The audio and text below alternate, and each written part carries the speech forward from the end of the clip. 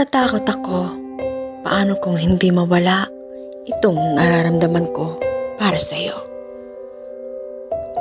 Paano kung hindi na mawala itong nararamdaman ko para sa'yo?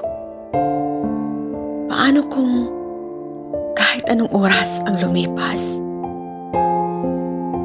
masakit pa rin sa puso ko at sa bawat pananabik ko?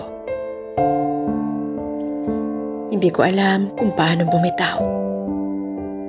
Dahil bawat parte ko ay gustong kumapit sa mga alaala mo, sa mga pangarap mo, sa pag-asang baka balang araw kung anong nararamdaman ko ay mararamdaman mo rin. Minsan, parang ang lungkot. Yung bang nakakulong ako sa kaloob-looban ko.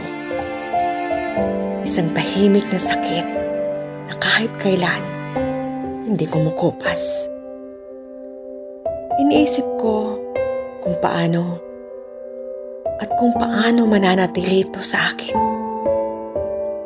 Paano ako makakawala sa mga damdamin mananatiling lakas gaya ng dati.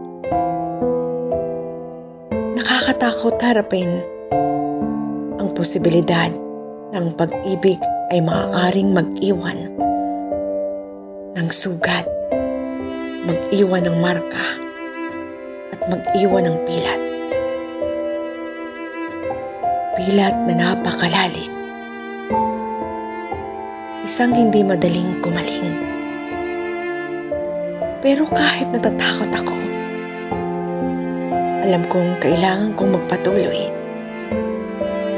Kailangan kong maniwala na sa paglipas ng panahon, makakatagpo ako ng kapayapaan mula sa aking sarili.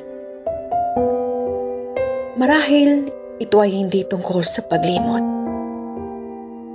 Ngunit ang pag-aaral ng mabuhay na kasama ang pag-ibig na ito ay para magpalakas sa akin upang hindi magpapahinang.